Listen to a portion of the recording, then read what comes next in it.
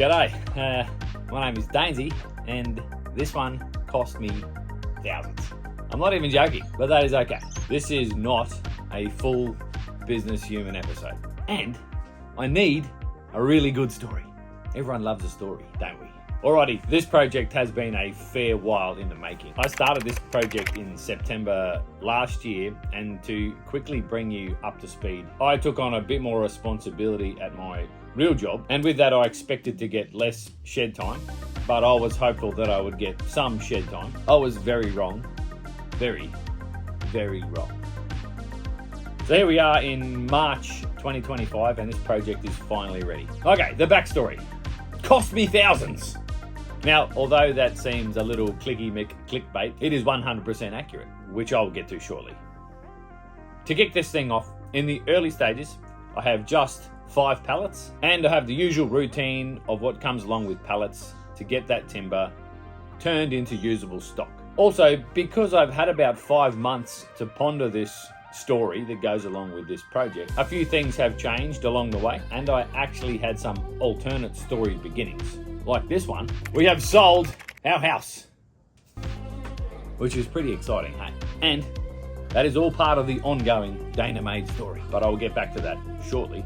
It's not important right now. Right, I have just 5 pallets, and they are all of the not pine species. 5 months ago, all that I got done was busting down the pallets, shooting the nails out, stacking the timber on the bench, and that is where they stayed for quite some time. Come November, I finally got back into the shed. I made the world's fastest straightening jig and cleaned up all the timber. My shed time was starting to look like an hour here, an hour there, and sometimes there will be several weeks in between. Very sad, very sad. I must say though, a forced break from the pace of trying to be a full business human while working full time, in hindsight, was probably a good thing. I tell you though, I have missed being in the shed and what it gives me. The real job is actually doing the opposite for me, if you know what I'm saying. So, the loose plan for this project was choose a build that is not hour intensive to complete and hopefully keep the videos flowing on the side. I chose a very pallet punter specific project. Lots of pallets, lots of glue, simple to build, too easy. Again, great plan in theory. It was the unexpected time suck I did not see coming. In fact, it couldn't have gone worse for me with the real job. Anywho, moving on, I'm slowly finding a few more shed days, which is good news.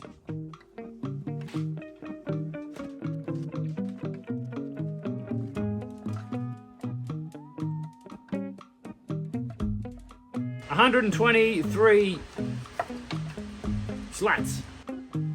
Plus I've also got all the little pieces as well.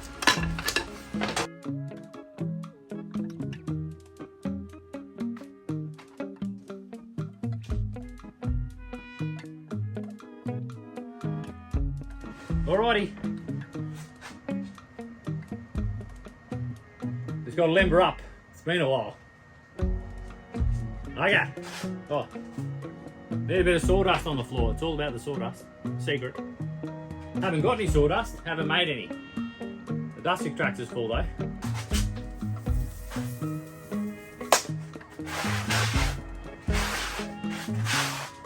Alrighty. I'm ready.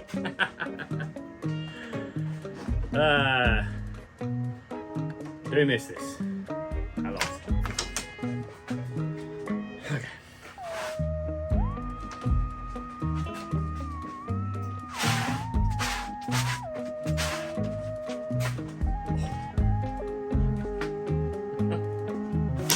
That'll do.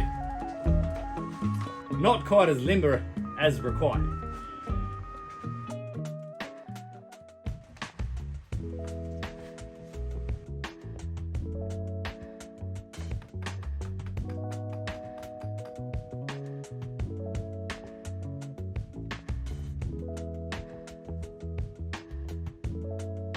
For this project, I wanted to do some pallet wood bricklaying. Again, it is very simple, not a heap of preparation to produce the stock, and I have everything I need on hand. I wanted something that could go in our house, so no client, no deadline, no cost, even though it cost me thousands. But what about the story? Is there a story? I don't even know. Spoiler alert, There is a story, but it did develop over many, many months. So it's not quite clear yet. So please, stick with me. Alrighty, thanks for sticking with me. Now, over the past few months, it has not just been my real job that has sucked the life out of me. There have been all sorts of other distractions. Some have been pretty good distractions, like my son bringing home a 1998 Toyota Celica, and between us we are figuring out what we need to do to get this automobile on the road. And I am no mechanic, but it has been fun learning new things, solving different kinds of problems, and hanging out with the young fella as he ditched my dream of becoming my apprentice woodworker. Other distractions have they've not been so good. In fact, pretty bloody sad. And the reason all these old hand tools are now in my shed. We lost my wife's grandpop recently. His name was Nev, and all I want to say here is that I feel very fortunate to have had Nev in my life. I arrived on his scene about 24 years ago through my wife, obviously. And in that entire time, I never saw Nev upset or cranky with the world or anyone. I guess I was lucky enough to come along when those years had probably long gone. I mean, I'm sure he was like any other dad and grandpa out there, and I've heard stories from my wife, so I know that is true. Anyway, I was very fortunate. I got to experience a bloke that always had a smile on his face, always had a pleasant greeting to give you, and he made you feel good on the inside. And that seems like a pretty good way to be all the time, if you ask me. We are going to miss you, Nev. So, two things. I think I'm going to be well short to have enough to do exactly what I want to do. And it's all looking very woody. You know what I mean? Like it's just wood. Woody colours. Strange on a woodwork channel. Let me think. Okay, back to the project and the story. So, normally, I like to play a game of have I made enough stock? Most of the time, if I don't make enough stock, I simply need to go through the entire routine again to get what I need. Not simply.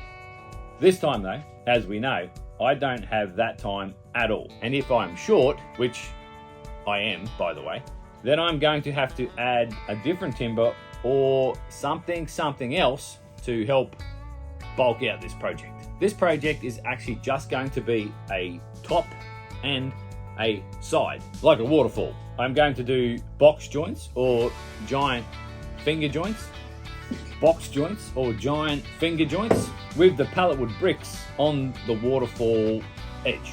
This top and side is going to sit on an existing thing inside the house.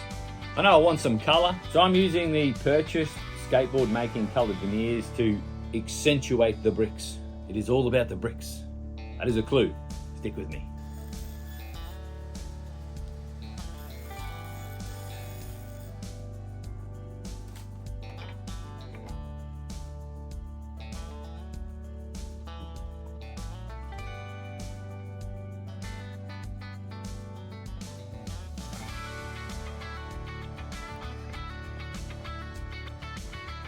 With the coloured veneer laminated onto the bricks, I then have to go through the routine of squaring off the bricks, flattening off any excess veneer, and sanding all the edges to remove any tear out, any hairy, splintery edges. These bricks need to be perfectly square, I have checked, and perfectly clean, so the bricks lay perfectly. Like bricks. Historically, the waterfall edge has been my woodworking nemesis, and I have lost many, many times, with a little issue called check square on the waterfall. This time, I am committed to getting this edge perfect, and I'll do whatever it takes to make that happen. This edge, or corner, is the foundation for the rest of the bricklaying extravaganza.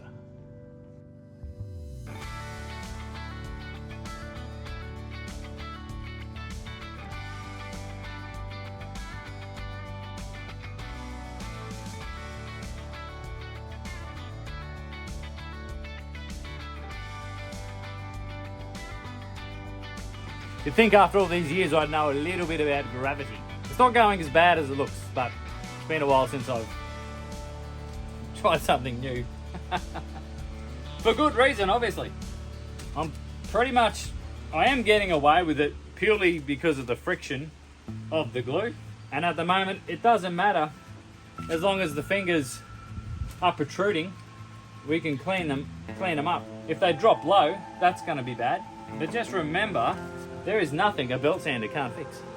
I don't care how many clamps this takes. I'm gonna win, I hope.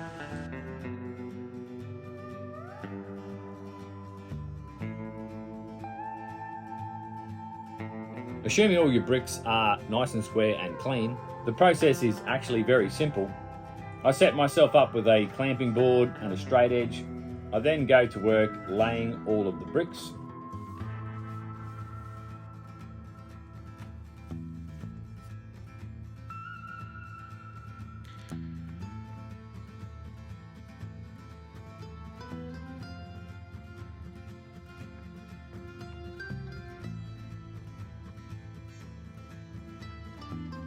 I have a belt sander on the side to help caress any stubborn bricks into position.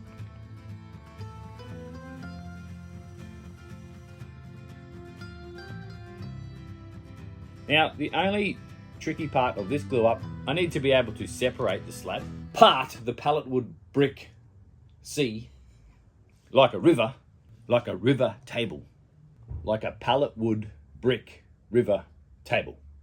But please don't leave. This is not an epoxy river table video. I just need to make this slab wider somehow using other things. Sounds like a cool story is developing.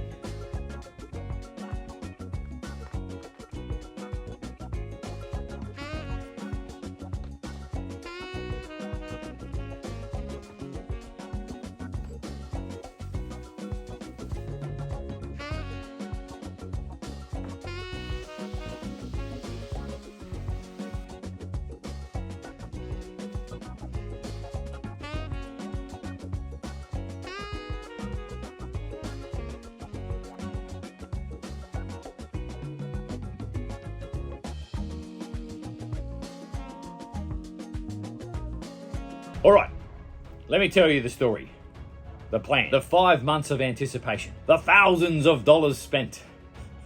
It is Lego. I'm going to make a pallet wood brick Lego river table, okay? So stick with me. And we have definitely spent thousands of dollars on Lego. Spent countless hours making Lego, remaking, scrounging through piles of Legos looking for parts. But ultimately, like most Lego families, the Lego ends up in tubs, completely useless and pulled apart, and no longer resembling anything cool.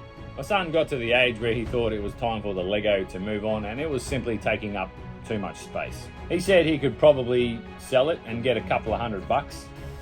So, of course, I bought the Lego. That's right. I bought the Lego that I already paid for.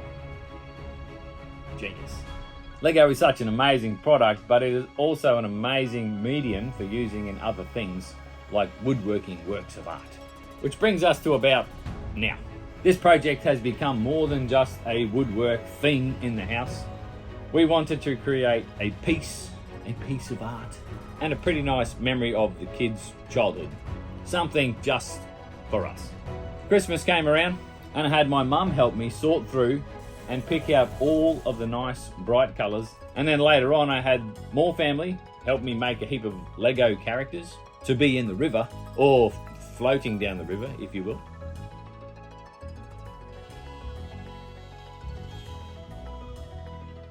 Quick side note on the river construction. I wanted a brick-shaped river, but also a bit of a natural curve. All seemed fine in my brain that I could have both. My wife came into the shed just as I had separated the slab, half brick, half natural. She was wondering why I did not choose one or the other. Both looks a bit silly, she said. I wanted the brick Lego look. She suggested a natural flow of a river. Made more sense. As she walked off, she did comment, "Isn't this going in the house?" I said yes. So we compromised, and we are going with the natural flowing river. Which of course was the right decision. And what it did do was also trigger a heap of ideas for carving pallet wood laminations mixed in with the coloured veneer. And I must say the carving process was a heap of fun.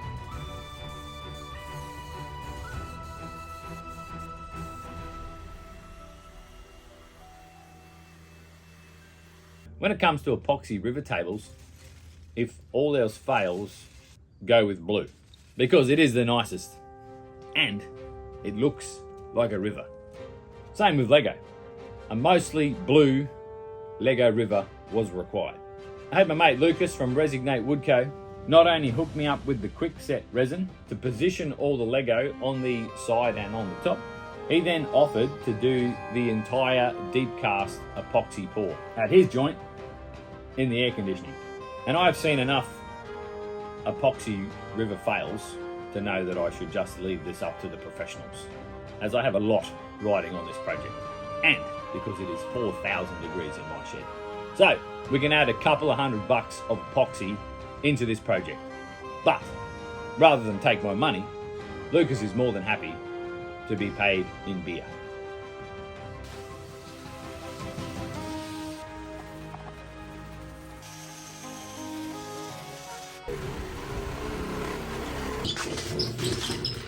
Okay, just bring in for a live update. Okay, so pretty much the last day that I'm going to work on this project. I've got to trim out both sides of the project with some Vic Ash just to unify this edge, make it look a bit nicer. So I actually went and bought some timber.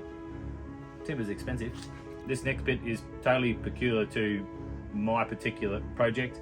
So this bench is sitting on this cheapy piece of furniture that we bought just to have something there. It was under $100.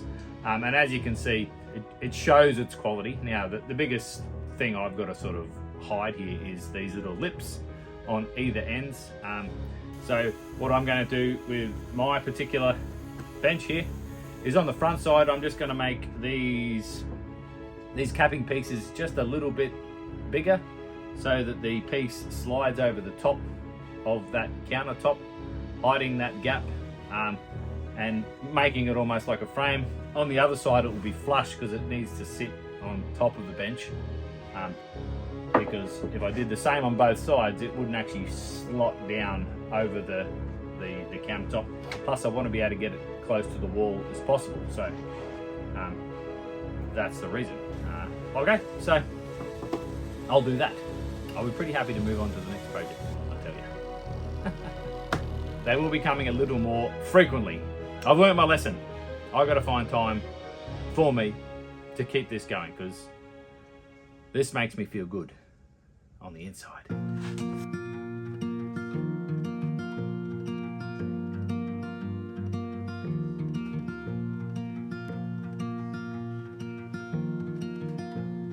It'd be rude to not put a little chamfer just on the underside.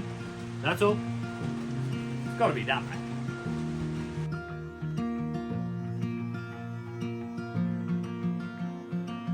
So, the story. What was the story? I don't really know. Maybe it was not a story at all. Maybe this was just another chapter in the Dainer made overall story. Who knows what will come next?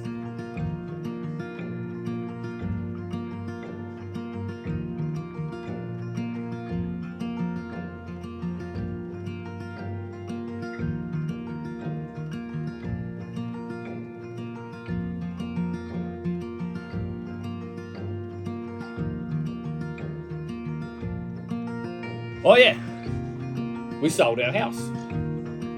I never said we were moving out. Catch you later.